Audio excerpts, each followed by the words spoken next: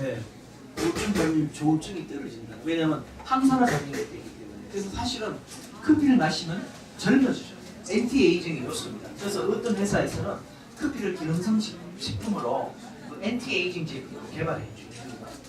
그 다음 커피가 뭐에 도움이 될까요? 다이어트에 도움이 됩니다. 근데 다른 조건이 있어요. 이런 원두 커피는 그런 기능이 약하고 생두 있죠. 그린비, 콩을 볶지 않은 것. 그거는 엄청나게 좋대요. 다이어트에. 근데 생두 드실 분 있나요? 예, 다이어트 하실 분 드세요. 자, 커피는 왜 우리에게 감성인가? 어느 사람이 그 사라예보를 여행을 했습니다. 사라예보는 우리와 인연이 있는 도시죠. 사라예보 하면 뭐가 떠오르세요? 1차 세계대전.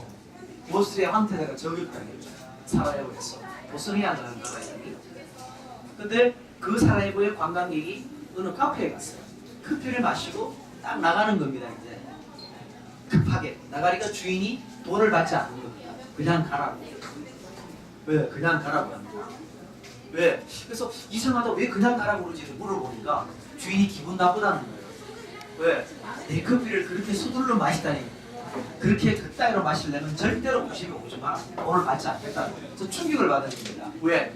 커피는 그 나라에서 한 잔 마시고 여유있게 서로 대화하고 소통하는데 법원 스타벅스점을 가면요 밤낮 커피면서 싸웁니다. 그냥 거기 온 사람 손님 중에 상당수가 재판 분쟁 뺏기에 왔기 때문에 전화로 싸우고 마주보고 싸우고 그런 커피는 진정한 커피 정신이 아닌 것 같아요. 그죠? 그런 정신이 아니다. 그래서 커피는 어느 나라에서 나왔나요? 에티오피아. 네. 누가 발견했죠? 칼디. 사실은 칼디가 아니었어요. 염소였습니다. 재밌는 겁니다. 그죠? 동물이 발견한 것을 칼디 목동이 보고 아 저게 왜지? 그걸 먹는 염소가 막 힘을 내는 거예요. 아 이거 난리가 나는 거예요. 아 저거 뭘까? 따서 그러니까 인간의 호기심, 인문학적으로 발동한 게 커피였어요. 저게 뭐가 담겨있을까? 그걸 테스트하고 네, 볶아서 한번 해봤던 거예요. 네, 거기서 발견한 거예요. 그래서 이 에티오피아와 재밌는 케냐가 재밌어요. 두 나라 다 커피가 유명한데요. 에티오피아는 전 국민의 98%, 7%가 커피를 즐기고 생활하고 있어요. 우리 김치 마찬가지. 근데 케냐는 거의 수출용이에요. 우리나라 수출 많이 해요. 우리는 안 먹고 수출하는 그런 거거든요. 그래서 에티오피아는 커피가 자기 삶이고 라이프 스타일 모든 거예요. 우리처럼 세련되게 마시는 커피가 먹고 하지만 인간은 어떤 본연적인 커피를 마시는 중요하게 마시는 멋있게 마시는 건 아니에요. 그래서 보면은 이 사람들이 이제 어떻게 하면 손님이 찾아오면은 분나란 마프라타 의식행위를 합니다. 네, 우리 세배하고 한 잔 나누고 저가듯이 첫 번째 작은 잔에 조금 이보다 더 작은 잔에 조그만 잔에 주더라고요. 저는 한국에서 봤어요. 두 분. 이 사시는 분하고. 네, 그래서 딱 주면 또 얘기하고 또 두 잔 또 줍니다. 두 잔. 근데 사실은 그 전 단계 손님이 오면 생도를 볶는 거예요. 왜? 시간을 쓰는 거예요. 대화하는 거예요. 커피는 대화의 음료, 표현의 음료, 소통의 음료예요. 사실은 중요한 포인트예요. 그래서 이 사람들은 아마 전 세계에서 커피를 가장 사랑하는 나라가 에티오피아입니다. 예, 그래서 우리가 예리락차 그거 마시고 이 나라에 나오는 맛있는 커피를 즐길 수 있는 겁니다. 그래서 제가 봤습니다. 야, 우리 사람들은 왜 집에서 커피를 마시지 않고 루스토렉 같은 이런 공간에 와서 마실까? 그래서 이런 좋은 커피 정의를 봤습니다. 펜더그라스트가 내린 정의인데요. 커피 하우스는 고독을 즐기는 사람들이 남과 함께 고독을 나누는 장소가 바로 커피 하우스입니다. 이거 말이 안 되는 거죠. 고독을 나눈다면 자기 혼자 집에 있어야죠. 근데 이렇게 오는 겁니다. 네. 와서는 또 자기 시간을 보냅니다. 공부하러 가잖아요. 네. 이게 옥상도 있거든요. 2층, 3층에 그 테라스라고 그러나요? 혹시 꼭 가보세요. 분위기가 그런 공간을 원하는 겁니다. 남과 있고 싶어.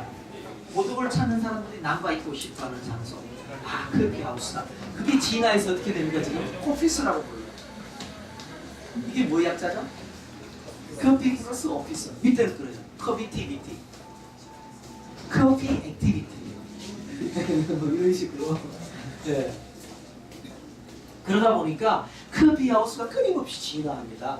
예, 커피 하우스가 유럽에서 또 터키에서 유럽으로 오스만 터키에서 오면서 끊임없이 진화하게 되는데 우리나라도 진화를 엄청나게 합니다. 가장 영향을 미치는 건 사실 스타벅스입니다. 누가 몰라요? 그 다음에 독립된 공간, 또 정과학생 유명한 분들 많죠. 한국 커피 역사에. 루스랩은 커피 문화를 심는 것 자체가 이 사회가 투자해서 돈 벌기도 쉽지 않은 건데 재밌는 거가. 근데 이런 커피 하우스가 진화하면서 독일에 우리 저기 독일에서 공부하고 오신 분들 디자이너. 그래서 이거는 다스자이트 카페예요. 독일 말로 자이트라는 시간입니다. 뭐냐? 디스바델에 있는데요. 커피로 돈을 받는 게 아니고 시간으로 돈을 받습니다. 시간당 30분에 1인당 3,000원 받아요. 네, 또 지가 다 갖고 와도 돼요. 먹고 싶으면 멍땅 또 사마셔도 되고 공간을 주는 거죠. 이제 커피가 진화해버립니다. 그래서 커피라는 것이 재밌는 겁니다. 칼디가 염소를 통해서 에티오피아의 그 어떤 시골 산길에서 발견한 다음에 커피는 공간이라는 걸 찾는 셈이 스페이스가 이 중요한 포인트. 그걸 찾은 사람이 누굽니까? 하워드 슈스예요. 보고파십니다. 그전에 커피는 그냥 뭐 아무 데서나 빼마시는 거였습니다. 네, 그게 바로 사회학자가 주장한 제3의 공간입니다. 제1의 공간은 어디죠? 제1의 공간. 1의 공간은 어디죠? 자기 집. 2의 공간은 워크플레이스, 직장. 3의 공간이 바로 커피하우스나 책방 이런 게 3의 공간입니다. 그전에는 커피하우스는 3의 공간이 아니었어요. 그걸 만들었죠. 지금 여기 여러분 1층 다 가고 3층까지 가보셨나요? 어떻게 3의 공간으로 좀 괜찮을 것 같나요? 예. 3층 같은 데는 한 50명 행사할 수 있겠더라고요. 50명 이상 모이면 예를 들면 새로운 스페이스입니다. 스페이스를 장악하지 못하면 실패거든요. 왜? 커피하우스는 고독을 원하는 사람들이 모여서 남과 교류하는 장소입니다. 네. 굉장히 그런 재밌는 공간으로 자리 잡습니다. 그래서 이